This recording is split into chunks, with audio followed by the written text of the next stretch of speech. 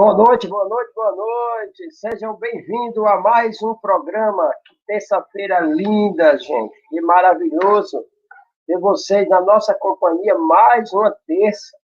Todas as terças-feiras, às 20 horas, nós temos esse programa da Juventude Espírita, da Associação Espírita Obreiro da Vida Eterna, Movimento Espírita da Zona Norte de Natal. Ok? E hoje, mais uma vez, nós queremos agradecer ao canal Seridó Espírita, à TV 7 e todos aqueles que estão somando conosco digamos assim, neste desafio de divulgar essa doutrina consoladora. Se eu não me engano, a partir de hoje nós temos mais um parceiro, é o Espiritismo, que estará conosco, nos ajudando na transmissão. Então, muito obrigado a todos vocês que estão nos aconchegando em teu seio, em teus braços, para nos fazer caminhar. E muito obrigado a vocês que nos recebem em seu lar, na sua intimidade, no seu coração, para podermos conversar um pouquinho sobre a vida, sobre o ser. Queremos agradecer a Deus, em primeiro lugar, por essa oportunidade de todos nós nos reencontrarmos nesta noite. E, mais uma vez, agradecer à juventude que enfrentou esse desafio juntamente conosco em sermos divulgadores da doutrina de amor em consonância ou, digamos assim, unidos à divulgação do Evangelho de Jesus. O homem, ou o ser humano, ele deve ser educado para conviver consigo próprio. Essa é uma das maiores dificuldades que temos. Uma convivência saudável conosco mesmo.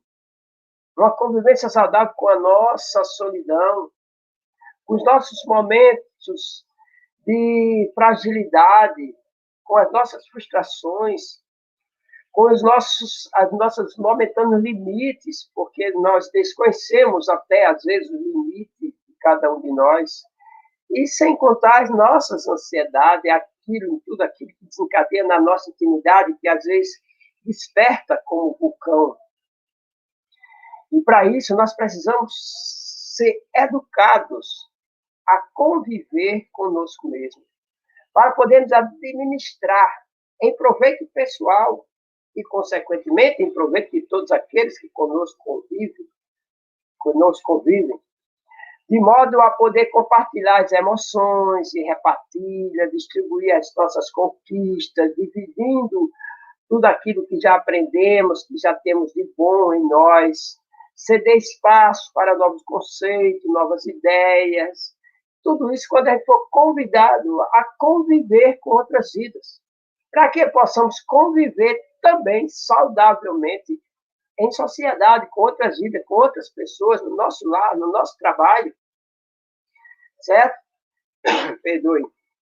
Isso é importante porque o ser equilibrado, ele transforma o ambiente em que se encontra em um ambiente equilibrado, no mínimo para eles, ou para algumas das pessoas presentes. Mas, infelizmente, estamos desacostumados à convivência psíquica consciente desses nossos problemas, dessas nossas limitações. Aí passamos a mascarar, criar fantasia para vivermos de aparência, voltando a mente para a questão do ter, esquecer do ser, e acabamos, em determinado momento, fracassando em nossas vidas. Porque, ao invés de enfrentarmos, nós acabamos por fugir dessas questões. E tudo isso vai gerando em nós alguma, digamos assim, desconfiança. E nós passamos a nos sentir inseguros, gerando crises, conflitos, verdadeiros conflitos em nossas vidas. Então, nesta noite, nós recebemos a incumbência de conversarmos sobre um tema de suma importância para a vida e para o equilíbrio de todos nós. Nós vamos falar de insegurança e crises na nossa vida. Até que ponto a insegurança afeta a sua vida, o seu cotidiano? Até que ponto, ou melhor, que forças esse sentimento exerce sobre você, que muitas vezes o paralisa, o deixa, digamos assim, na inerte, sem a menor ação. Então, eu gostaria de convidar para conversar conosco, numa conversa agradável, nesta noite, o nosso jovem Caio. Caio, por favor, Caio, que todos vocês já conhecem. Boa noite a todos, boa noite, Oliveira, todas as pessoas que estão assistindo, né? Boa noite. Que felicidade, como é bom a gente ver uma tela linda, começando por agora, né? Olha o terceiro membro agora, que vai ficar bonito mesmo. Oh, coisa boa, né? Então, seja bem-vindo, Caio, mais uma vez. Eu tenho que expressar a minha alegria de estar com você em mais um desses momentos, certo? Agora, nós vamos convidar um jovem que importamos ele, né? Esse jovem, ele vem da Universidade de Harvard. É Harvard? Né? É isso mesmo? É o nosso querido Luan. Luan, venha para cá, Luan. Boa noite a todos. Boa noite. Boa noite. Boa noite. Luan está conosco a primeira vez. É um prazer enorme. É um prazer enorme estar aqui com vocês. Primeiramente, gostaria de agradecer a Oliveira pela oportunidade de conversar essa noite juntamente com o nosso amigo Caio. E agradecer também aos colaboradores desse evento tão bonito. Muito obrigado. Beleza. Seja bem-vindo, né? Muito obrigado. Você avisou amanhã, meu filho, para fazer suco de maracujá, camomila, porque as mães desses jogos vivem na base dessas coisas, sabe?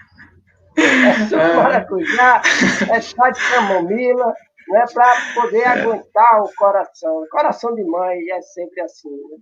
Que felicidade, cara. Então, é importante nós conscientizar do tema, da grandiosidade desse tema dessa noite, como é impactante em nossas vidas, na vida de todos nós. E eu queria começar assim, colocando vocês já na berlinda, né? Assim, como que a gente vai poder trazer para o público que está nos assistindo um entendimento nosso, certo? Sobre essa questão da insegurança. Aí eu vou perguntar a vocês, eu queria que Caio, né, como Caio já é mais velho, mais experiente, vamos usar esse termo, né, Luan? Né? Eu queria começar com o Caio. Caio, meu filho, como nós podemos passar para o público uma experiência nossa? Ou seja, você já se sentiu inseguro alguma vez? Bom, Oliveira, quando eu estava fazendo as minhas reflexões, digamos assim, sobre se eu já tinha passado algum tipo de experiência desse tipo, foi um tanto... Teve as suas dificuldades, porque às vezes a gente pensa que nós não temos momentos de insegurança em nossa vida, né? E às vezes a gente acaba passando por situações específicas que não consideramos como inseguras, ou que apresentam algum tipo de risco. E aí eu lembrei que uma coisa bem simples que acontecia no meu cotidiano, que eu estudava pela manhã e pela tarde eu tinha um projeto extracurricular, digamos assim, um projeto que eu gostava bastante de fazer, só que demorava muito para terminar. Eu ficava até 6 horas da noite na minha escola. E aí eu precisava voltar para casa sozinho, a pé, à noite. E mesmo que eu fosse pelos locais mais seguros, digamos assim, mais iluminados, mais movimentados, eu me sentia ainda observado, me sentia inseguro realmente, porque eu estava numa situação onde eu não tinha total controle das variáveis que podiam acontecer comigo. Eu sabia, dentro de mim mesmo, que se acontecesse alguma coisa, eu não teria como reagir de bate-pronto, digamos assim. Então eu tinha muito medo, eu vivia olhando para trás, olhava para os lados, ficava atento no que passava do meu lado, o que vinha passando. E assim, é realmente uma situação que, quando eu parei para refletir, que eu passava bastante insegurança, eu passava bastante medo, digamos assim. E é algo que a gente não percebe por justamente estar inserido na nossa rotina, mas é um exemplo de insegurança. Maravilhoso. E pior que muitas vezes isso transforma para a gente uma coisa normal. É normal eu sentir aquilo todos os dias, eu caminhar daquela forma todos os dias, né? Então, nós acabamos camuflando, né? Por isso que, como você bem colocou, fica difícil de identificar. E você, Luan, meu filho? Bem, eu, assim como o Caio, quando fui fazer meus estudos e minhas observações acerca do tema, fiquei um pouco pensativo também, né? E percebi uma situação em que a insegurança se fez presente, né? Naturalmente. No nosso cotidiano, nós encontramos, como você bem falou, a normalidade, né? Tido como normal, sendo que não é normal. Para a psicologia, para as ciências humanas que trabalham na área da saúde mental e da área da saúde física também. Teve um período em que eu estava fazendo a prova do Enem, né? O famoso e famigerado Enem, em que você estuda o ano todo se prepara durante todo o ensino médio, tem toda aquela preparação, e por incrível que pareça, no dia me bateu um gelo, um frio na barriga, né? Aquela coisa que me deixava um pouco desesperado. Mas, então eu sentei na cadeira, né? Peguei a prova, fui lendo, e eu parei e pensei, meu Deus, mas por que eu tô sentindo isso? E então veio o insight, né? É insegurança, né? Porque eu tinha estudado, eu tinha me preparado durante todo o tempo, mas mesmo assim não me sentia capacitado o suficiente para realizar a prova com êxito, digamos assim, né? E o que ocorreu, graças a Deus, tudo bem, né? Depois desse insight que eu tive. Maravilhoso, maravilhoso. E você tocou no assunto que acredito que afeta a todos os jovens, né? Ora, a questão de você preparar-se o ano todinho para uma única prova, né? E você ter a consciência de que aquela prova ali pode ser uma porta que abre-se-á na sua vida como um todo. Então, o tamanho da responsabilidade, muitas vezes, acaba gerando essa insegurança naquilo que você passou um ano construindo, né? Então, como de uma hora para outra, ali naquele momento, você transformar esse sentimento?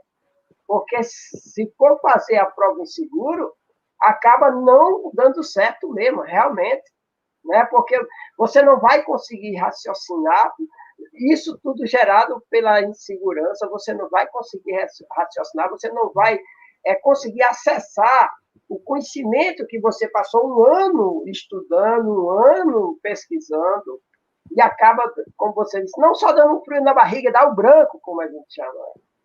E detalhe, Aí, Oliveira, detalhe, outro fator que colabora muito com essa questão da insegurança, tanto no período de preparação para o Enem, como também na hora de fazer a bendita prova, um grande fator dessa preocupação é que as pessoas normalmente fazem o Enem por fazer, sem muito sentido ou sem muito objetivo, que olham para a grade curricular ou para os cursos ofertados e não se conhecem o suficiente para dizer o que é que pode mudar de benéfico na sua vida se adquirir tal curso ou curso X ou Y, né? Então, essa questão também da falta de autoconhecimento faz com que a gente tenha um fator ainda maior que gere a preocupação na gente, essa insegurança, tanto no período de preparação como na bendita prova. Bem complicado. Que acaba a dúvida na escolha, vamos utilizar esse termo, a dúvida na escolha, né, naquela certeza de que esse é meu foco, é isso que eu desejo, é isso que vai mudar a minha vida, eu vou focar aqui. Essa dúvida do não sei o que quero, não sei o que estou fazendo aqui, realmente acaba gerando essa insegurança, né? Mas quando você já antecipadamente, você tem um foco, você tem um objetivo a ser atingido, e você traz aquilo como comprometimento para você em si, você assume a responsabilidade, automaticamente pode até gerar um receio, mas a insegurança não lhe dominará naquele instante, porque você tem um objetivo. Maravilhoso, Caio. Então, cara, é muito lindo conversar quando a gente se reúne, a juventude reunida, né? Quando nós jovens nos reunimos para falar sobre esses assuntos importantes para a nossa vida, como o Enem, né? Aí, então, isso é importante. E eu queria que você, Caio, nos trouxesse assim, um entendimento do que é a insegurança, certo? Você poderia nos dar uma base assim, para que a gente possa melhor entender, cara? Posso sim. Bom, Nós podemos dizer que a insegurança, Oliveira, é um estado emocional que surge numa situação que é percebida como alarmante ou ameaçadora. Ou seja, a situação que eu enfrentei indo a pé sozinho para casa pelo período da noite, eu considerava aquela situação alarmante. Quando nosso amigo Luan foi fazer a prova do Enem, também se sentia um pouco inseguro, porque tinha algum tipo de alarme na sua cabeça dizendo que aparentemente ele não estava pronto para aquela prova, mas quando ele percebeu e foi enfrentando a prova, ele foi botando na sua cabeça que era capaz de fazer aquilo. Bom, então se a pessoa acredita que não tem a capacidade de passar por essa situação, ou pensa que está em real perigo, está realmente ameaçada, ela acaba se sentindo insegura. Ou seja, ela percebe, ou às vezes projeta na sua própria mente, que não tem domínio total das variáveis que podem acontecer consigo mesmo. E ela gera ansiedade, gera preocupação desnecessária, gera justamente a insegurança. Ela não se sente plena com a sua própria presença. É isso. Ou seja, eu mesmo trago para a minha consciência, às vezes por um detalhe muito mínimo, que não vou conseguir. E isso vai me impedir uma ação positiva para poder vencer essa situação, como que você colocou, né, cara? Isso é muito lindo, cara. E é importante que a gente também possa compreender que, nesses momentos, algumas emoções campeiam a nossa intimidade, alguns sentimentos acabam despontando ou desencadeando em nosso íntimo. E como você, Luan, já passou por essa experiência, você pode dizer assim, que sentimento, como esse sentimento, ele se manifesta, ou ele aflora, vamos imaginar assim, como é que esse sentimento de insegurança aflora na nossa intimidade e o que isso gera diante das situações que devem ser enfrentadas. Perfeitamente, Oliveira. Questionamento muito bem colocado. Por quê? Não adianta saber somente identificar, né? Ou melhor, a definição. Porque definição por definição, todo mundo consegue. O ponto é saber identificar na nossa vida prática, né? As manifestações e o que esse tipo de sentimento gera. Esse é o ponto principal, né? Então, quando a gente vai perceber e sentir também a insegurança, nós percebemos, né, que esse fenômeno se dá por meio de níveis elevados de ansiedade, né? Agitação psicomotora, disritmia cardíaca, problemas gastrointestinais. Então, passa de inúmeros processos, né? Seja físicos ou não. Entretanto, o natural é que o indivíduo não se sinta paralisado dentro dessas situações, que possa converter o caso de insegurança para que ela passe a ser uma insegurança para a proteção do próprio indivíduo, né? Por exemplo, no caso do Enem, se eu não tivesse tido essa insegurança de que eu poderia ser reprovado, eu não teria estudado, né? Então, foi uma insegurança, até certo ponto, boa, porque me fez dar continuidade aos estudos, né? Agora, até o ponto em que ela deixa de ser na parte da proteção, né? Aí entra outro resquício, né? Que é o resquício desabonador da insegurança propriamente dita como patologia, né? Então, esses são as ações e o que esse sentimento gera na nossa rotina prática de vida. Verdade. Pois é, Luan, como você já explanou o seu próprio exemplo, né? Gostaria de citar também outros, onde nós podemos ver em que sentido a insegurança pode se tornar algo benéfico, já que é um instinto primordial básico que nós temos enquanto ser humano para tentar prever as possibilidades futuras, que podem ser tanto positivas como negativas. Então, um bom exemplo é quando nós temos um casal e um desses desses membros desse casal sente que a sua relação, por algum motivo, não está segura, não está firme.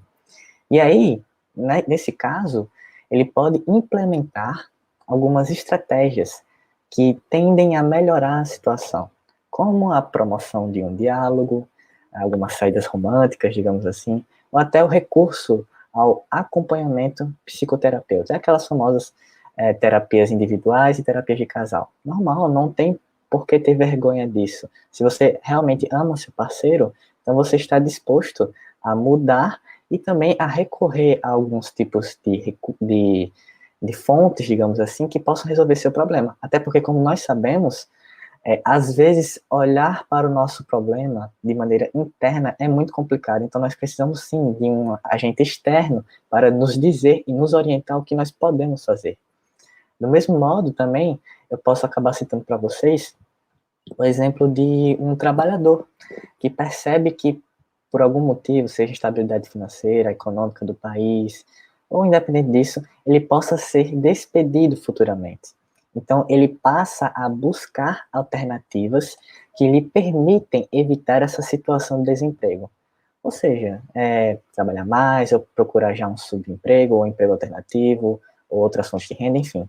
O terceiro exemplo, que pode ser inclusive a situação de vários jovens que estão nos assistindo, é quando ele sofre algum tipo de bullying, de opressão social, independente do meio que ele frequente. E a partir disso, ele procure métodos não só de autodefesa, mas também métodos cada vez mais eficazes de sociabilidade. Porque ele está prevendo que, se eu posso sofrer consequências futuras, eu tenho também formas de evitá-las.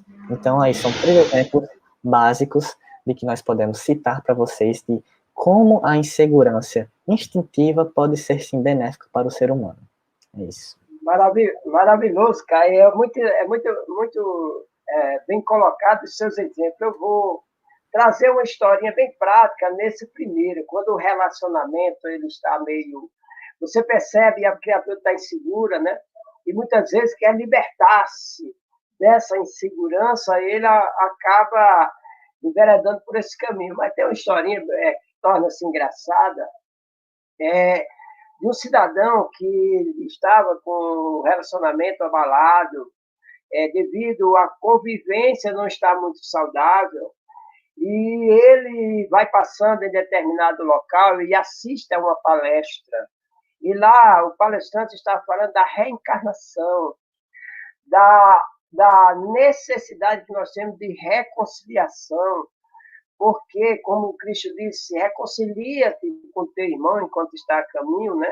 E a doutrina espírita nos esclarece que muitas vezes nós precisamos de reencontros para podermos ajustar determinadas situações que não foram benéficas em uma existência. Então, aquele cidadão assistindo a palestra correu e comprou um buquê de flores, né? Porque ele só vivia discutindo, a relação dele estava sendo destruída pelas discussões com a esposa. Ele comprou um buquê de flores, chegou com um buquê de flores em casa. Olha o espanto da mulher. O cara chegava dando coice, né? Querendo tirar ela de casa de qualquer jeito. Chega com um buquê de flores, ela não acreditou naquilo, sabe? Não entendi. O que aconteceu que hoje você está me trazendo flores? Minha filha, porque eu ouvi falar de reencarnação, eu não quero voltar com você nunca mais. Vamos nos ajustar logo quanto é cedo, né? E a partir daí, né, uma pequena postura pode realmente retomar um caminho que, quando a gente... E nesse sentido, o instinto de conservação acaba nos ajudando. E no caso do trabalhador, às vezes, nós não valorizamos o emprego que temos e nós começamos o que nós chamamos no popular da nó. Né? Então, quando eu sinto que o meu emprego, eu me sinto inseguro no emprego, vejo que vou perder, aí eu retomo os períodos iniciais e começo a executar a tarefa com mais eficácia, como deveria ser sempre. Bem interessante, Caio, todas as colocações. Mas mais interessante ainda porque nós sabemos que tudo tem que ter um equilíbrio. Né? Tudo tem que ter um equilíbrio. Tudo tem que ser na dosagem certa. E, em algum dado momento, essa insegurança ela acaba perdendo esse papel protetor, né? E como nós podemos entender isso, Luan? Em que momento nós podemos já ficar focado, já ficar em alerta, para que a gente não perca, dentro, mesmo com esse sentimento, esse papel protetor que ela exerce? Dentro desse contexto da pergunta, é interessante a gente observar o seguinte, que a insegurança ela traz consigo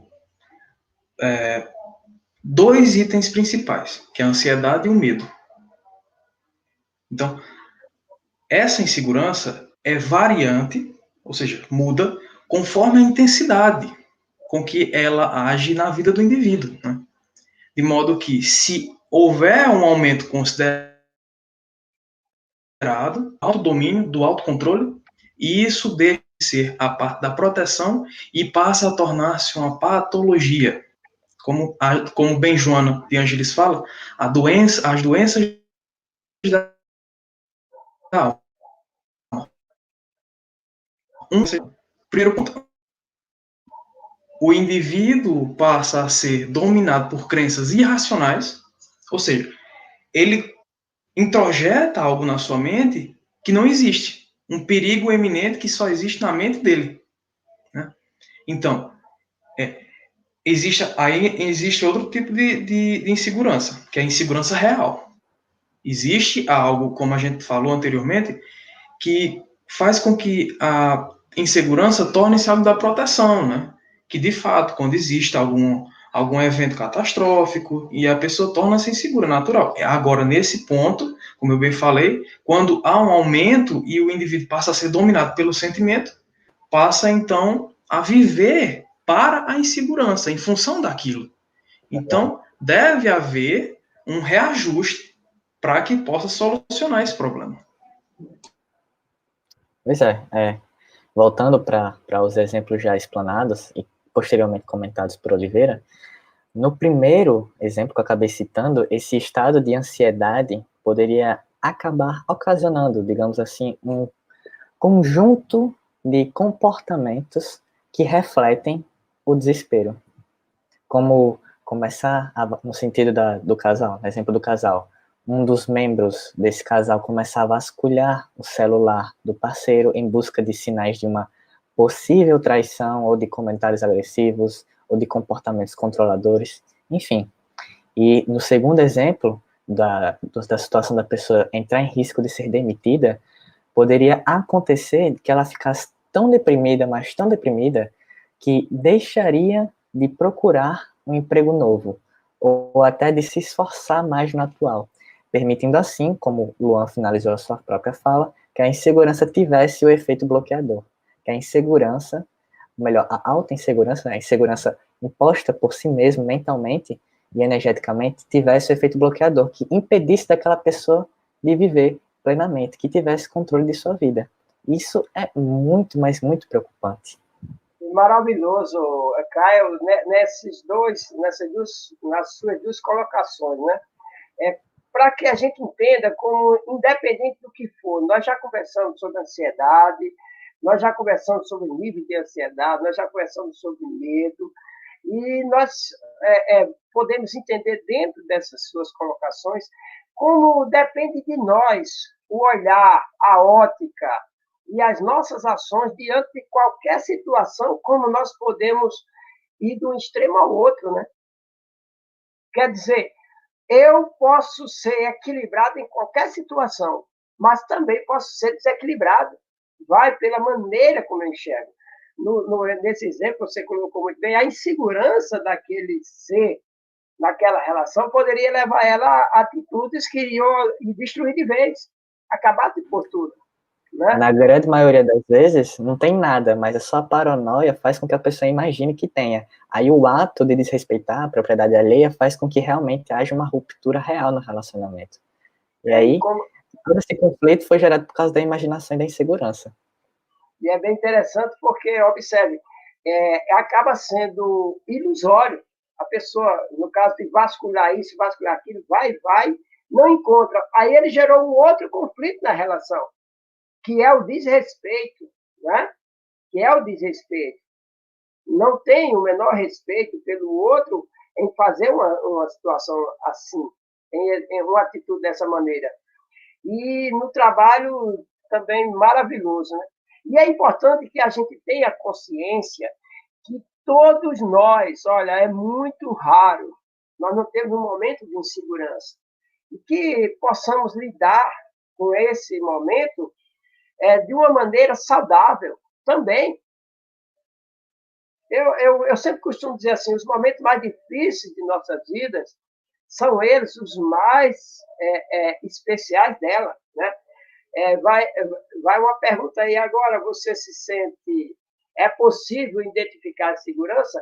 E é bem interessante a pergunta colocada, mas o que eu quero entender, assim, Luan, Caio, se esse sentimento ele traz sinais, se sinais são evidenciados, né, para aquele alguém que é inseguro. Será que eu sou inseguro e me vem sinais, seja da minha intimidade, mente no psique, seja o corpo traz esses sinais, sinaliza a minha insegurança diante de alguma situação? Como a gente pode entender esses indícios de sinais? Perfeitamente, Oliveira.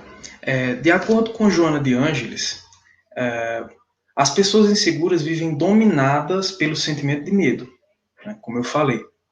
E essa função deixa de ser aquela questão do medo protetivo e passa a ser uma questão de paralisia, né? Então, os aspectos, os indícios, os sinais que são evidenciados nesse processo é justamente esse, de que o indivíduo, para de ter uma capacidade de liberdade de expressão, de pensamento, seja de uma forma, para de expressar uma forma clara e honesta, de falar tudo aquilo que sente, e passa a ter uma postura introvertida. Todo sentimento de medo, angústia, ansiedade é introjetado. Então, naturalmente, ele fica paralisado, né? E esse é um dos milhares dos indícios que existe, porque, na verdade, é uma coxa de retalhos. Cada sentimentozinho que passa a dominar o indivíduo constitui um pedaço dessa coxa, né? E que faz com que o indivíduo pare de ter a saúde, digamos que mental, propriamente dita, livre, né? Saudável. E acaba. E acaba. Só um momento, cara, o negócio tá bom aqui, a gente, né? E acaba Luan, criando um mundo onde ele se enclausura e cada vez mais vai definhando dentro desse mundo, né? E aquilo que, ora, desencadeou como um pouquinho de insegurança, o medo se avoluma e passa a deixar aquela criatura inútil nas próprias ações, para a própria vida, para a resolução da própria vida, né?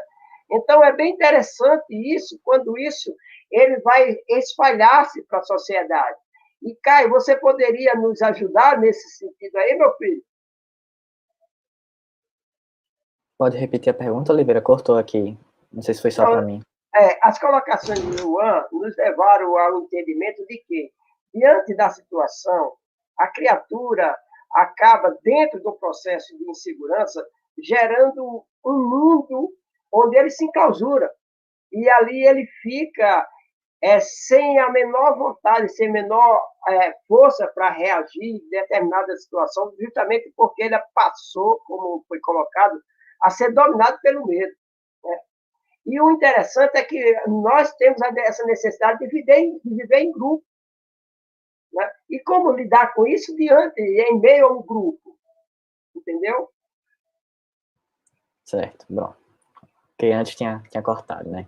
Ótimo. Bom, vamos lá.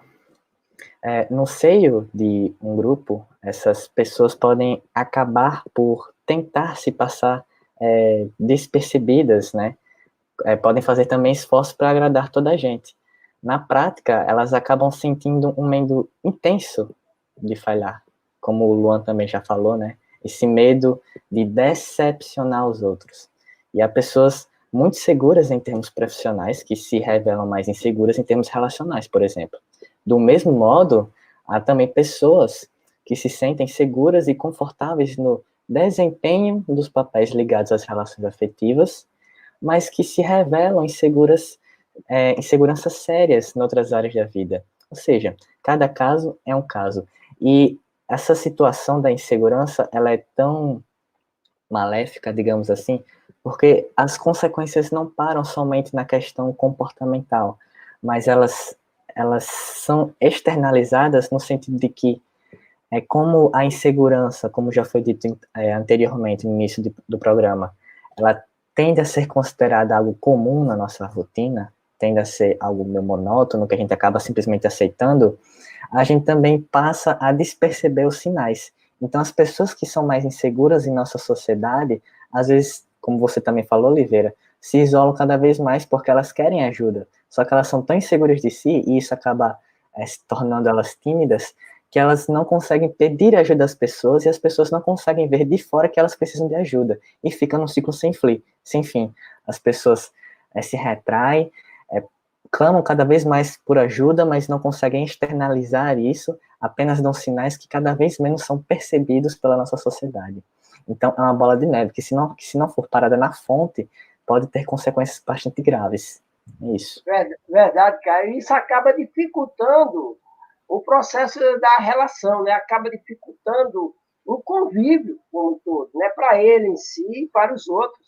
E é bem interessante que a gente possa refletir assim, para poder entender, seria possível identificar quando uma pessoa que convive conosco, no nosso grupo familiar, no nosso trabalho, será que seria possível identificar quando essa pessoa é insegura? Isso é possível?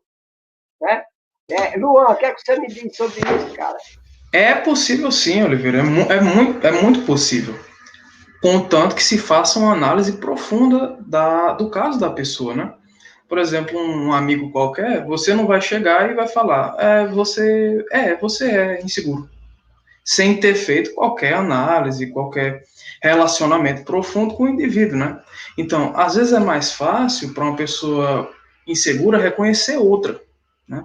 Reconhecer outra justamente por viver em relações parecidas, né?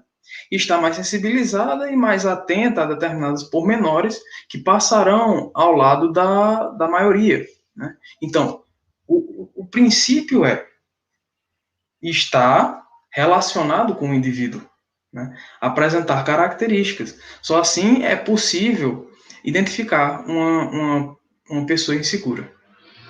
Maravilhoso. E é interessante que a gente tem que ter uma observação mais acurada, né? Você está convivendo com uma pessoa, para nós que vivemos em grupo, é bem interessante que possamos conhecer a fundo cada pessoa, cada coração, para poder a gente, primeiro, conviver bem conosco mesmo e, assim, aprender a conviver com todos os outros, independente da sua situação.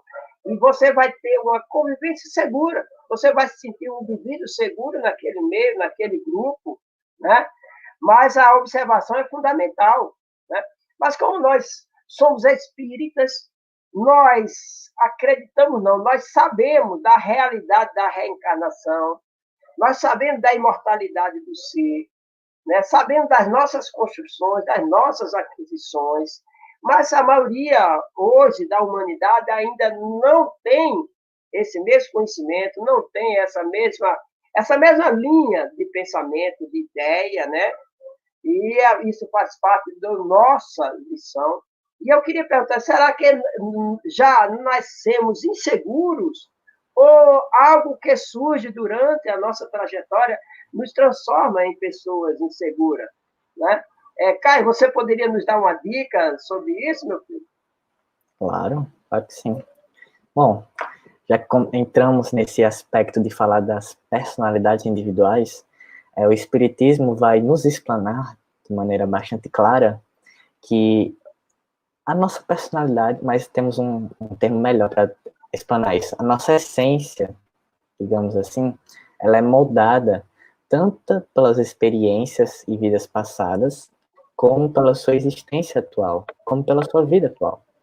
Então, quando você está na sua nova vida, digamos assim, no convívio familiar, essa existência passa a ser fundamental na estruturação desse ser, que está se preparando para os novos desafios. Daí, Oliveira, a importância dos pais em orientar e mudar o caráter da criança. A gente volta para a primeira temporada, que a gente vai falar sobre a mediunidade e a juventude. Se não me engano, foi episódio 1 ou 2, né? Foi um dos primeiros. Pronto, a gente falou... Exatamente. A gente falou da relação da mediunidade com a criança e com o jovem, a importância da orientação dos pais em mudar essas características que podem ser tanto danosas no futuro, ou também em auxiliar nesse desenvolvimento, no desabrochar da mediunidade. Então, na medida em que a criança for capaz de construir laços afetivos seguros, ou seja, consolidados, com adultos que a rodeiam, a probabilidade de se transformar num adulto autoconfiante aumenta. Mas ainda assim, infelizmente, alguns acontecimentos traumáticos ou algumas relações afetivas adultas futuras podem ser suficientemente impactantes de modo a abalar essa autoconfiança. Ou seja, mesmo que nós tenhamos a nossa base bastante consolidada na nossa criação e até mesmo de vidas anteriores, a vida, às vezes, nos dá alguns tipos de situações que realmente possam despertar gatilhos e que possam fazer com que sejam externalizados alguns sentimentos anteriores de insegurança.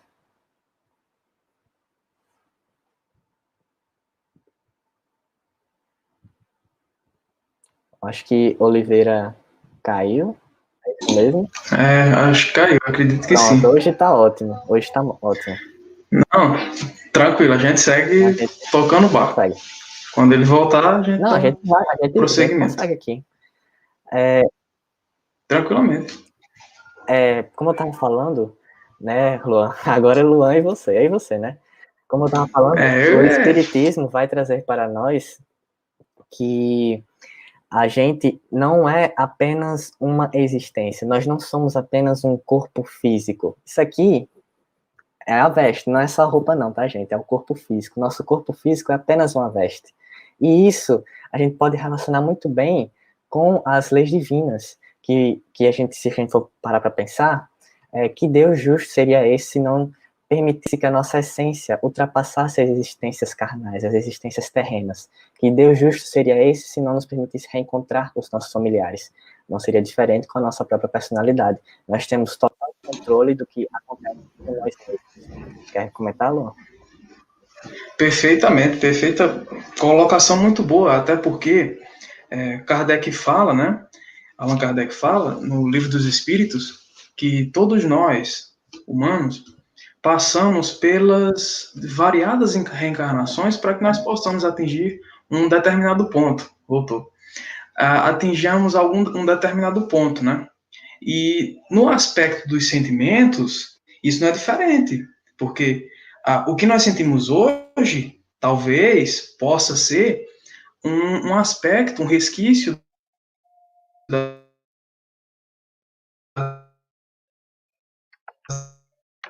existência do problema. Voltou. Tá ok? Tudo bem aí? Voltou. Pronto, beleza. Instabilidade na rede. Pois bem, dando continuidade aqui, né?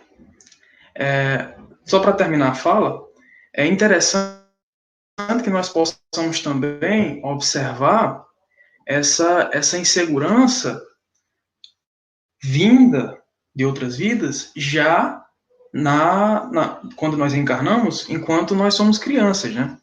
Enquanto nós, humanos, somos crianças. É justamente nesse ponto em que, se a criança não permanecer bem orientada durante o seu convívio social, né, como a sociologia bem descreve no fato social, ou como as ideias de Emily Durkheim traz, a sociedade em si é incumbida de formar o indivíduo, né?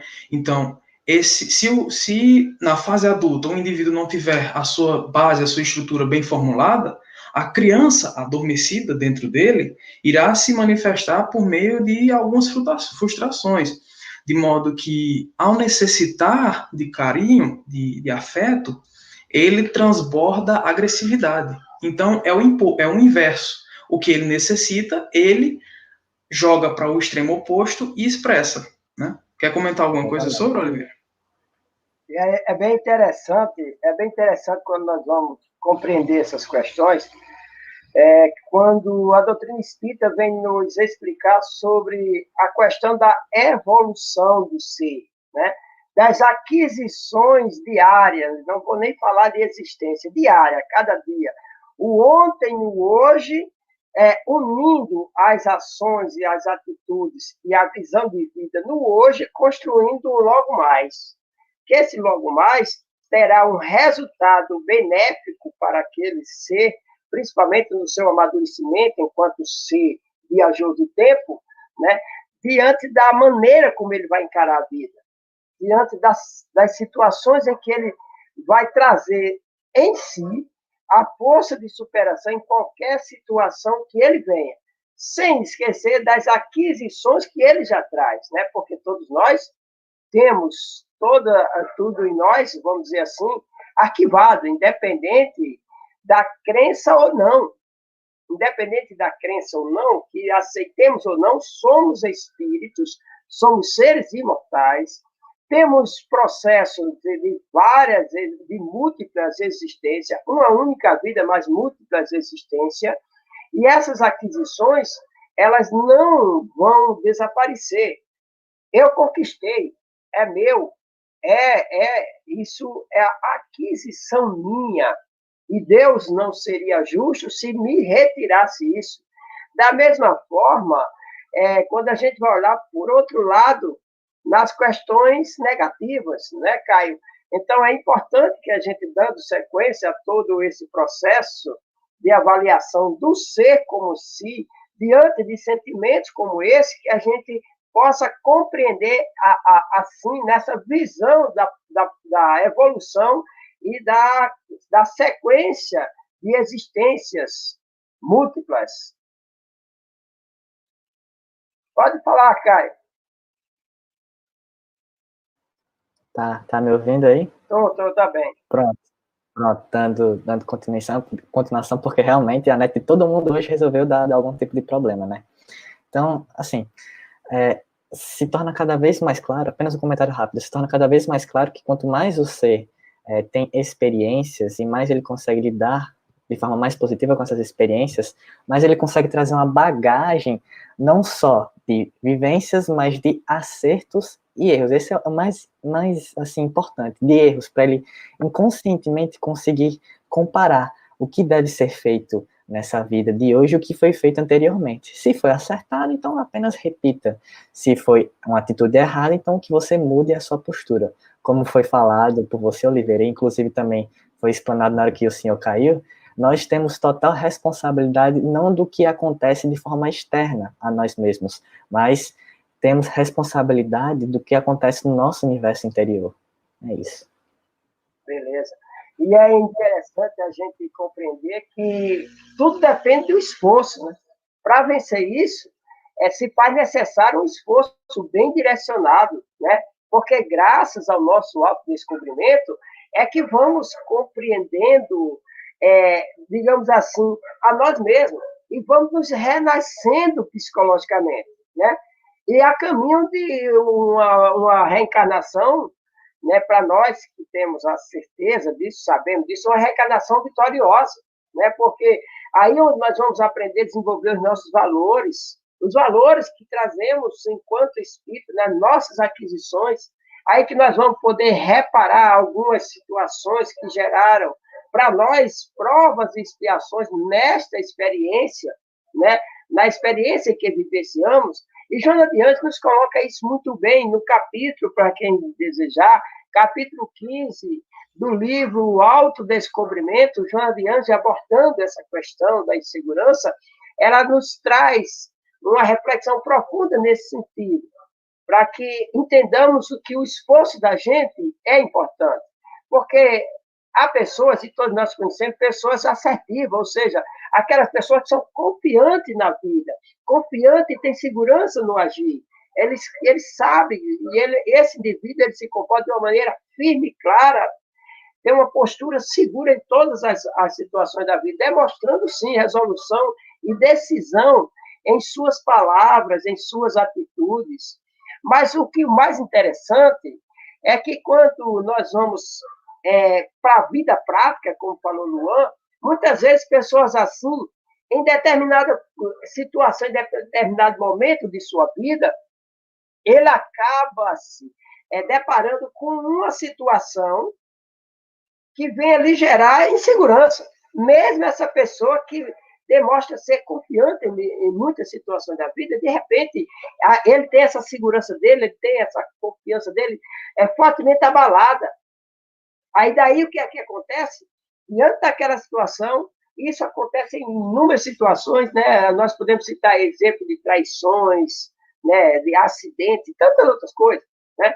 Então, ele tem a sua segurança fortemente abalada, porque ele acaba trazendo a reminiscência de outrora, ele acaba trazendo à tona todo um passado doloroso, que foi dificultoso para ele, que foi duro, árduo ele enfrentar tudo aquilo, e muitas vezes restou algum resquício de insegurança na sua intimidade. E mesmo aquele ser, ele acaba acessando esse inconsciente profundo e trazendo toda essa insegurança vivenciada para o agora. É bem interessante, né, Luan, quando a gente vai olhar por esse ângulo. Exatamente, Oliveira. E é bom a gente observar também que quanto maior for a bagagem emocional firme que a pessoa tiver e bem educada no ramo dos sentimentos, nós vamos perceber também que é uma forma de poupança, né? Quanto mais você se educa, mais tendência você tem a se tornar educado, no termo dos sentimentos, né? Então, age também como uma forma de coxa de retalhos, como eu falei anteriormente, em que um sentimento, né, quando você educa ele, há um auxílio, né, desse próprio sentimento para conseguir interpretar o outro e o indivíduo, consequentemente, possa se desvincular desse aspecto patológico, que no caso é a insegurança, né? Logo, aquelas pessoas que têm maior condicionamento emocional, maior resiliência, têm mais facilidade para lidar com a insegurança. É importante essa colocação, porque trazendo como uma poupança esse lado emocional firme, né? Vai nos ajudar em cada ação de nossas vidas, né? Mesmo que esse sentimento de insegurança ele apareça, né? Mas você, como aquela pessoa assertiva que eu falei, logicamente que ele terá muito mais probabilidade de vencer a situação naquele instante, por isso que trouxe da reminiscência, talvez até por uma expiação ou uma prova, seja lá como for, e chegou o momento dele demonstrar que aprendeu, né, transformar o conhecimento em sabedoria, né, e é bem interessante esse negócio de transformar conhecimento em sabedoria, que eu queria que Caio me ajudasse assim, dentro da seguinte, como podemos entender essa insegurança, como nós estamos conversando aqui, que a conversa pegou esse rumo agora, né? Como herança de existências pretéritas. Como que a gente pode entender isso, Caio? Você poderia nos dar clarear nossas ideias, meu filho? Claro. Bom, a gente tem que primeiro fazer uma reflexão, que acaba adentrando num tema que é bastante discutido e pode se tornar um pouco complexo na doutrina espírita, para quem está iniciando, né? Bom, a questão da segurança, especificadamente na Terra, a segurança, é uma conquista bastante difícil, a segurança junto com a plenitude do ser, pois a Terra é um planeta que está classificado na ordem de provas e expiações. É um mundo de provas e expiações, ou seja, há a tendência do mal se sobrepor à bondade, à caridade ainda. Isso é basicamente refletido pelas nossas falhas morais atuais. Então, a instabilidade acaba se tornando uma espécie de característica do nosso mundo. E isso faz com que a gente seja forçado a trabalhar para que possamos superar as nossas adversidades. Do ponto de vista emocional, as heranças, ou melhor, como o Luan falou, usou o termo de as bagagens que o espírito traz, são responsáveis pelo crescimento individual e surgem e ressurgem em forma de angústias e alegrias, dependendo do gatilho e do momento que você esteja passando na sua vida. E essas angústias e alegrias acabam se sucedendo umas às outras até o momento do desenlace, da morte física. Além disso, as falhas morais que temos não nos permitem nos liberarmos dos instintos agressivos, que nos levam às famosas neuroses, às paranoias, às enfermidades mentais, à violência. Ou seja, essas questões de nós não nos melhorarmos ainda o suficiente faz com que a gente mantenha um comportamento animalesco, um comportamento muito brutal ainda, muito material. Maravilhoso, cara, maravilhoso, meu filho. Eu acho que a sua luz apagou. É bem interessante, né? Não, a luz literalmente está acontecendo. A luz literalmente está acontecendo. E hoje o tema está maravilhoso e eu preciso pegando o gancho de tudo isso que Caio colocou, né, desse estágio moral em que nós nos encontramos, do planeta de provas e expiações, onde muitos desafios chegam, e de repente fica difícil da gente nos libertar dos instintos agressivos, principalmente, porque nós estamos num mundo violento e nós não podemos negar que ainda há agressividade em nós, ainda há violência em nós, e trazemos à tona os nossos complexos, os nossos traumas, os nossos conflitos, e você lidar com tudo isso de uma maneira que não venha lhe prejudicar no caminhar da vida, é fundamental. Então, aí entra a grandeza da doutrina espírita em nossas vidas, nos estruturando, nos condicionando ao entendimento de nós mesmos, do ser que somos, para estudarmos as propostas trazidas não só pela doutrina espírita, mas pelo próprio Cristo. Essa proposta que o Cristo nos apresentava na construção de um ser integral, de um ser pleno, consciente da sua existência e da sua potencialidade. E é bem interessante porque vocês estão enfrentando um momento de oscilação de internet. Mas eu preciso confessar, eu não vou aguentar até o final. A minha internet não caiu. Eu saí da sala para ver até que ponto vocês estão seguros, cara. Eu sou cruel. Às vezes eu sou cruel. Ai, meu gargamel. Eu avisei para Ricardo que ia sair. Eu avisei aqui. Eu avisei para Ricardo, vou sair. Pergunte a ele. E aí, estamos dominando? A gente foi. Eu amo estar com vocês, cara, e é bom. Então, nós estamos num momento em que vivenciando a situação. Então, eu fiz vocês vivenciarem a segurança, a insegurança, e isso é importante, né? E retomando aqui, então, quando a doutrina nos faz estudar tudo isso, nós vamos entender que muitas vezes todos esses traumas, essas neuroses, como o Caio falou, essas angústias, nós vamos expor isso nas nossas relações. Porque convivemos em sociedade, fomos criados para viver em sociedade. E nós vamos expor isso em nossas relações. E isso é bem interessante porque vai gerando desconfiança, vai gerando insegurança nas situações diárias, não só nossas, do nosso convívio.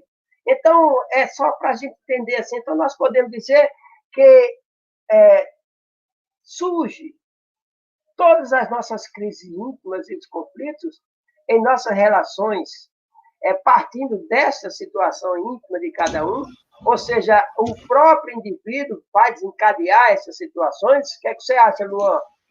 Perfeitamente. Mediante o nosso estado evolutivo, né? Estado evolutivo no sentido emocional, no sentido moral, quando uma determinada situação nos aparece, seja de desconforto que nos apresente, né?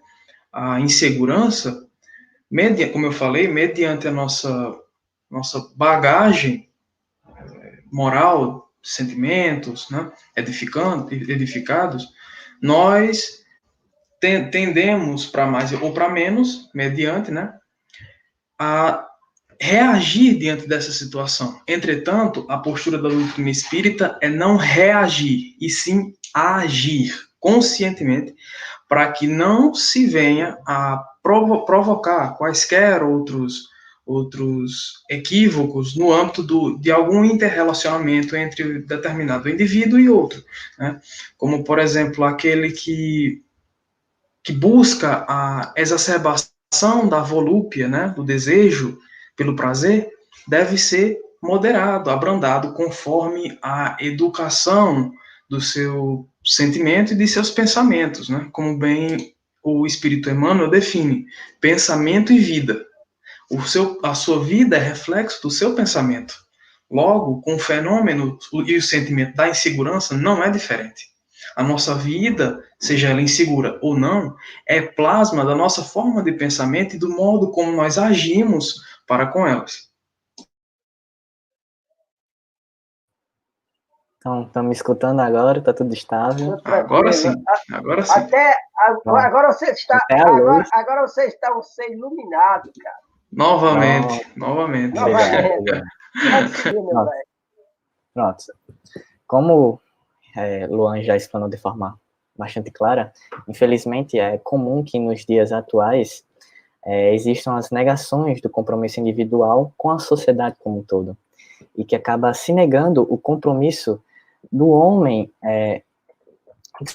acaba se negando o compromisso direto, e isso acaba tornando uma má aliança entre o poder e o ódio, onde o preconceito acaba tomando uma proporção descontrolada.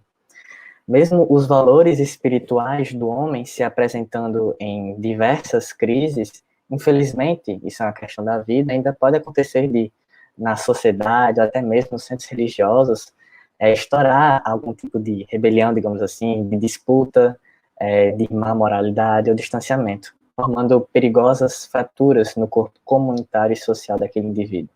A fonte desse explanamento, digamos assim, foi do livro O Homem Integral, capítulo 14, de Joana de Ângeles, para quem quiser pesquisar.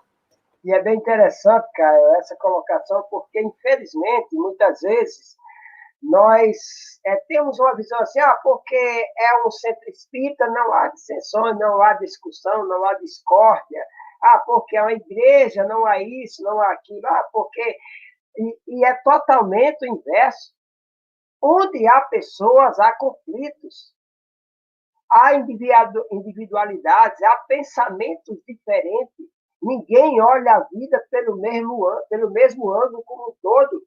Podemos até olhar por ângulos semelhantes, né? Mas não pelo mesmo ângulo, porque está em nós essa construção. E muitas vezes nós só enxergamos aquilo que queremos enxergar, aquilo que desejamos enxergar. Então, como qualquer grupo, seja ele religioso ou não, ele é formado por pessoas, por indivíduos, e essas individualidades traz consigo todas essas questões, já numa construção evolutiva, gradativa, né? Onde o indivíduo, muitas vezes, inseguro, está inserido num contexto que passa a ele mais insegurança ainda. E isso, se ele não cuidasse, se ele não cuidar de si, isso é desastroso. Porque ele não vai encontrar exemplo, não vai encontrar estímulo de fora. Isso trazendo também para as relações, como você bem citou lá no começo, para as nossas relações afetivas, né? E aí uma pergunta que não nos deixa calar. Será que esse sentimento de insegurança em nossas relações, ela pode desencadear, ela é capaz de desencadear uma crise de ciúmes, por exemplo, transformando a nossa vida em uma verdadeira crise de ciúmes? Luan, já passou por experiência assim, Luan? É complicado. Não, calma, né? Tô brincando. O sorriso respondeu. Ai, meu Deus do céu, bom demais. Pode seguir, meu filho, pode seguir. Bem, graças a Deus, eu nunca tive problema, né, com o bendito ciúme, mas é interessante a gente observar que dentro desses contextos, né, da insegurança decorrente do ciúme, há uma confusão entre três termos: o ter, o ser e o compartilhar. Porque o indivíduo, quando ao adentrar no âmbito de um relacionamento, ele, a priori, pretende ser, né, demonstrar quem é ao cônjuge, ao parceiro, enfim. E com o tempo, isso vai se tornando, como a gente bem falou, com a presença da insegurança, uma espécie de patologia, em que o indivíduo passa a querer ter a pessoa, sendo que ele deveria compartilhar a sua individualidade com ela, né? E então entra nesse aspecto o olhar subjugador do ciúme, porque o ciúme, ao menos eu, não sei você, né, mas eu não quero ter ciúme com ninguém. Aí fica a critério de cada um, né? Mas brincadeiras à parte, é algo muito sério, porque o indivíduo tende a subjugar o outro, né? Quando num relacionamento não deve ser assim. De modo que cada um deva compartilhar a individualidade um com o outro, né? Tornando-se assim o ciúme uma função patológica decorrente da monoideia, né? Como a gente falou, da introspecção do pensamento, de modo que o indivíduo começa a enxergar uma situação que não existe, exceto na mente dele, né? Então fica nessa monoideia até um determinado ponto patológico, de modo que fantasia o ciúme, dizendo que ele é o sal do amor, né? Sendo que, como bem Joana qualifica, né, nessas relações, nos nossos relacionamentos, o ciúme não deve existir, justamente para que não haja esse acobertamento de sentimentos e subjugação entre os indivíduos, né? Verdade, Luan. Parece que, não só hoje, mas desde que, acho que desde que Oliveira se conhece por gente, faz um tempinho já, né? Rapaz, é um jovem. Desde... Não, ele é jovem, mas é jovem mais experiente. Mais experiente, certo? Não é velho. Mas, tô enfim, brincando. não, relaxa. Que é dito que um relacionamento sem ciúmes, né, sem apego, é um relacionamento que não presta, que não cultiva o amor. Olha só, que tipo de amor é esse que prende a pessoa? Imagine só, você, por exemplo, já sendo um espírita, bastante, digamos assim, formado nos conhecimentos espíritas, e você acaba desencarnando. Só que você desencarna nutrindo não um amor, mas um apego e uma preocupação excessiva com o seu companheiro. E justamente por causa desse seu apego, você não consegue ir para uma camada do plano espiritual positiva. Você fica numa espécie de obsessão, que foi um tema já debatido nos programas anteriores. Você se coloca numa situação de más vibrações. O seu corpo fluídico entra numa situação de autodepreciação. E justamente por você estar nessa condição, você fica preso à sua ex-rotina, digamos assim. Fica preso à sua casa, aos seus bens e principalmente ao seu companheiro, que era a pessoa que você mais tem a ligação, mas não quer dizer que seja amor. E aí, quando você percebe, o seu parceiro ou sua parceira seguiu a vida. Até porque tem que aproveitar a vida enquanto está vivo, né? Senão não dá mais. Aí sua parceira seguiu a vida, conseguiu outro marido, um outro esposo. Como é que você vai ficar? Como é que você vai lidar com essa nova situação se você não tem esse desprendimento, né? Pois é. Essa questão que Luan já falou bastante claro, que não é para ver esse tipo de apego simplesmente material, mas sim uma admiração pelaquela pessoa e entender que o relacionamento saudável é uma espécie de compartilhamento entre dois indivíduos que possuem individualidade, que possuem essências, que possuem comportamentos e características intrínsecas, mas que também se respeitam e respeitam os limites do outro. Isso. Na verdade, cara, eu acho lindo essas coisas, né? Eu pesquisei na internet isso, cara, que você falou. Eu pesquisei, lá eu encontrei assim, que tem pessoas que dizem que o ciúme é o tempero do amor. Né? Exatamente isso, tempero. Mas nós acabamos esquecendo que, às vezes, esse tempero estraga a comida, estraga a alimentação, né? Estraga aquele amor que devia nutrir entre nós, né? Na verdade, o ciúme ele tem raízes no egoísmo exagerado de cada um, né? É meu e é meu e é meu.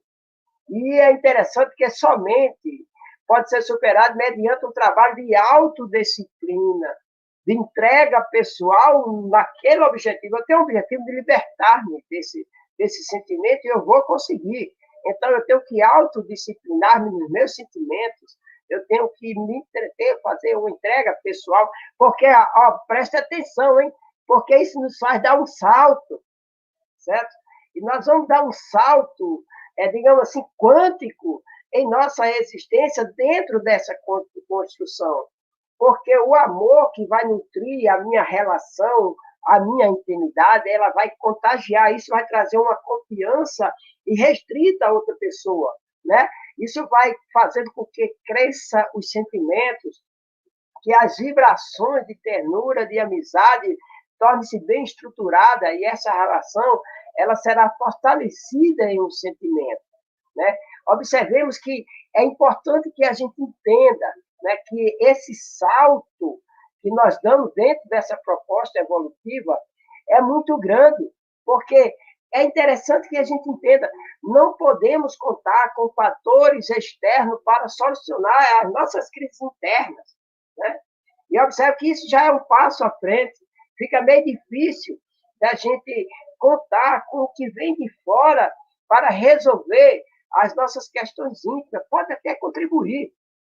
O que vem de fora, o que vem do externo, é fator estimulante, né? Muitas vezes um exemplo, uma coisa e outra, nos chama atenção e nos faz continuar lutando.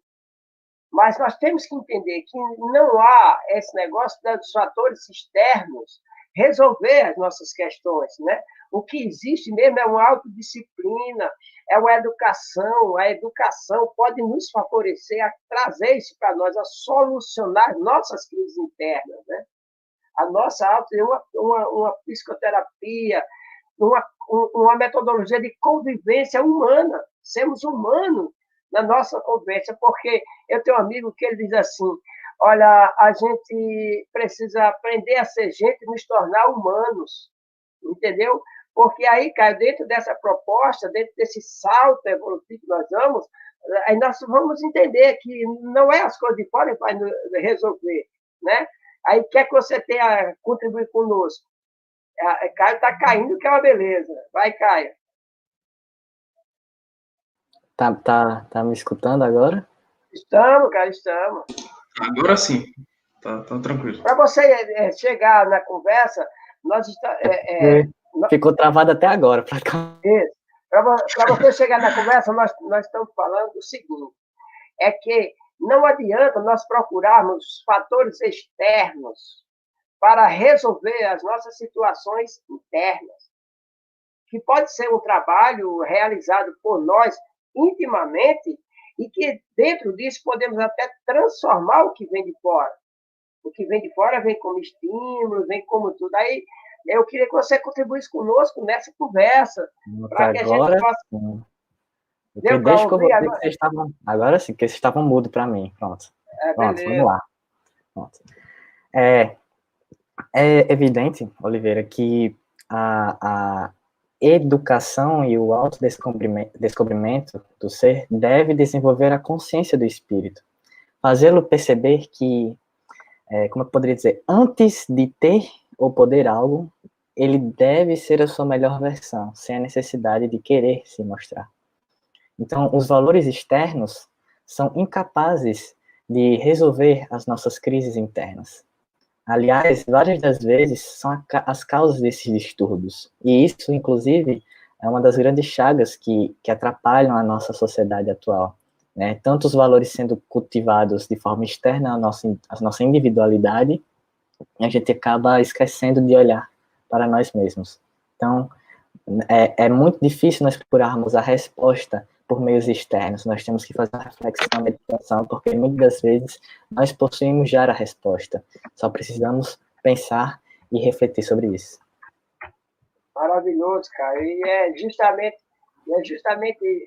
agindo dessa forma que nós vamos compreender, né, como Joana de Anjos às vezes diz assim, O que é o homem, afinal, se não as suas realizações, né? Quem sou eu? Né? Como estou? Onde quero chegar? Que objetivo construir para a nossa vida? Né? E nós vamos novamente, trazendo as reflexões, dar um salto, né? Um salto, vamos dizer assim, imenso no processo de amadurecimento espiritual, né? No processo de amadurecimento espiritual. E a gente vai chegar a pensar como devo agir diante das construções, muitas vezes, desafiadoras da vida. Como que eu vou agir diante dos embates que nos chegam? Que postura eu devo tomar sobre isso? É interessante quando nós vamos trazer para nós. Eu costumo falar em salto, porque para que a gente entenda que a nosso processo evolutivo é degrau a degrau, né? E esse salto não é um salto, é um degrau a mais, uma conquista a mais, né? Então, a gente precisa entender como devemos, o que fazer, como devemos agir. Eu queria que você me ajudasse, Caio, que você me ajudasse, como devemos agir diante dos embates da vida e nos libertar dentro desse embate das nossas crises, dessas crises que muitas vezes nos impedem de ser felizes e até de trazer um pouco de paz para a nossa própria vida. Você poderia nos ajudar aí, Caio? Ó, acho que, como estabilizou aqui, peguei bem aqui direito. Pronto, posso sim dizer.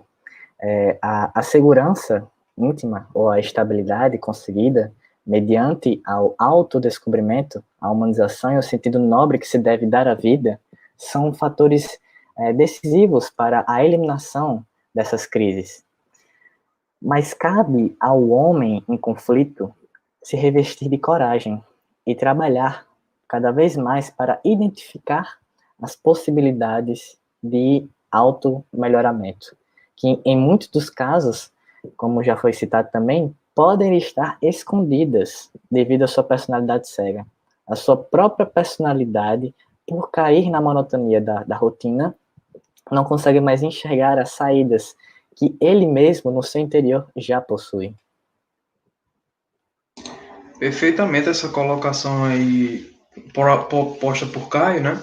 E outro ponto interessante é que se algum indivíduo, seja que você conheça, seja você mesmo, estiver se sentindo incapacitado desse processo de autoaprimoramento, autodesenvolvimento, procure ajuda. Porque forte é aquele que procura, certo? Para não definhar na própria fraqueza, digamos assim. Porque é natural, nós somos humanos, ué. É natural que nós possamos também pedir ajuda um ao outro. O nome disso é relação, relacionamento, né? E enquanto espíritas, nós devemos procurar, além da ajuda profissional, a terapia, e também a psicologia transpessoal, né? Apresentando intercorrência de fatores paranormais, caso seja o caso, né? Caso seja a situação, e da psicologia espírita, achando também aclarando-se com as luzes dos defluentes dos fenômenos obsessivos gerados por problemas degenerativos do indivíduo e na sociedade, né? Maravilhoso, cara. E Joana de Ângeles, ela tem uma série, são 17 livros de psicologia transcendental, que vai além do sentido do cérebro, né? Que vai mais profundo nas questões junguiana e freudiana, onde eles não conseguiram chegar, talvez a tempo, eles não conseguiram chegar, a Joana vai, que é a essência do ser, essa centelha divina que somos, né? E quando nós estamos diante de uma situação que me impede de seguir na vida por ser uma ligação espiritual, uma influência espiritual, como você bem colocou, a psicologia, essa psicologia que trata da essência é fundamental, que é a proposta da doutrina espírita, é a proposta de Joana de Anjos, e nós temos isso no livro O Homem Integral, mais precisamente no capítulo 15, que é fantástico, né? Então, para a gente entender, está chegando a nossa hora, como o Espiritismo pode contribuir para que nos tornemos pessoas mais seguras na vida. Entendeu, cara? Vamos lá. o tempo que você está dentro da doutrina, você já venceu muitas coisas, muitas situações íntimas, e tornou-se um homem mais seguro, né? Apesar de nós termos pouca idade, sermos jovens, hoje nós somos jovens mais seguros, né? Então, como o Espiritismo contribuiu conosco e como nos contribuiu, pode contribuir para com todos nós. Certo, Olívia. Bom, a reflexão que o Espiritismo nos proporciona em torno dos objetivos da existência física, ela acaba se tornando até mesmo necessária para o amadurecimento psicológico. E é com esse amadurecimento psicológico que nós conseguimos ter uma harmonia nesta vida. E com isso, os desafios passam a ser cada vez menos perturbadores e mais instrutivos. Não quer dizer que vão ser mais fáceis, olha lá. É que você já vai estar maduro o suficiente para entender a essência, a proposta daquele problema. E com essa conquista, passamos a entender as próprias limitações e as limitações das pessoas alheias, criando assim um sentimento de solidariedade e paciência com os outros. Repartindo o sentimento latente de amor, o adulto psicológico recebe o amor, e a criança íntima, acalmada, cede lugar ao ser desenvolvido, equilibrado, portanto saudável. E para finalizar, a harmonia emocional deve sim acompanhar a parte intelectual e vice-versa, trabalhando juntas pelo progresso espiritual, pelo progresso da essência desse indivíduo. É muito lindo, cara, quando nós vamos refletir sobre isso. Eu acho lindo demais pelo seguinte, porque a doutrina espírita, ela nos faz um convite de encontro a nós mesmos. É bem interessante, cara. É bem interessante. Ela não traz assim, ó, você deve ser como fulano, você deve ser como Sucrano, você deve ser como Franciscano Xavier, você deve ser... Não. Ela diz, olha, seja você, aceite como você é, descubra, se identifique-se como você está e lute para ser melhor, né? Se você um dia será igual a Jesus, ele disse que você pode chegar lá. Ele disse, olha, um dia você pode fazer tudo que eu faço e muito mais. Então, a contribuição dessa doutrina em nossas vidas, dessas lições, desse convite para o encontro de nós mesmos, essa viagem à nossa intimidade, trazendo tudo aquilo que já construímos, é fantástico. E nos condiciona a resolver toda a problemática. O problema é a gente transformar em sabedoria tudo isso, não é isso? Então, nós chegamos, infelizmente, o nosso tempo chegou. Estamos chegando no final do programa. Foi uma felicidade imensa dividir com vocês. Vocês não sabem como eu fiquei rindo quando eu saí da sala. Você não faz ideia, eu sou cruel, cara. Você não faz ideia como eu fiquei rindo aqui olhando para a carinha de vocês. Eu achei maravilhoso, porque isso vai nos fortalecendo os nossos laços, né? Vai nos proporcionando uma construção maior de amor entre nós, né? E é fantástico isso. E esse é o sentido do nosso grupo. Quero agradecer a todo o grupo que aí está, certo? E trazer essa consciência para todos que estão nos assistindo. Olha, não procure ser diferente do que você está. Seja você, onde você estiver, com tudo que lhe diz respeito. Aceite-se, lute para ser uma pessoa melhor, tendo como referência as lições morais do Cristo. E aquilo que vai trazer para a tua vida será apenas equilíbrio e bem-estar, certo? Então, Luan, muito obrigado pela sua estreia, né? Eu que agradeço. Muito obrigado. Eu estou muito feliz com a sua presença no grupo. Para quem sabe, o ano está chegando de paraquedas. Eu quero expressar isso. Desde o princípio, foi enviado o convite para Luan, desde o início do grupo, né? Aí Luan me deu um não bem grande, disse, olha, cara, infelizmente, vou me organizar, vou me preparar e estarei com vocês em breve. E agora a alegria imensa nossa de estar com você aqui, Luan. Suas considerações finais, por favor. E primeiro, muito obrigado, cara. Lembrando que quinta-feira tem estudo, viu? Não esqueça. Vai.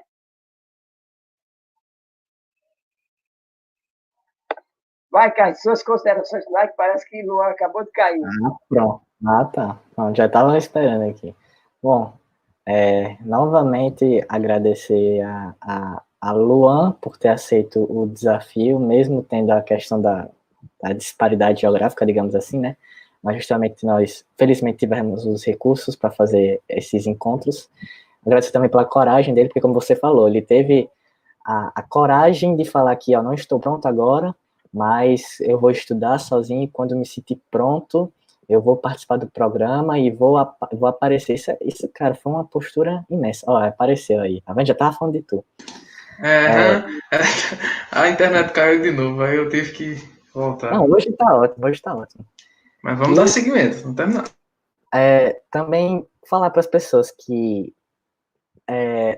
toda vez, não se deixe enganar, toda vez que a gente vem para cá para fazer a live, para fazer o estudo, é engraçado, porque no momento que a gente está falando, parece que bate na nossa cabeça que é muito fácil falar, quero ver e fazer. E é verdade, realmente.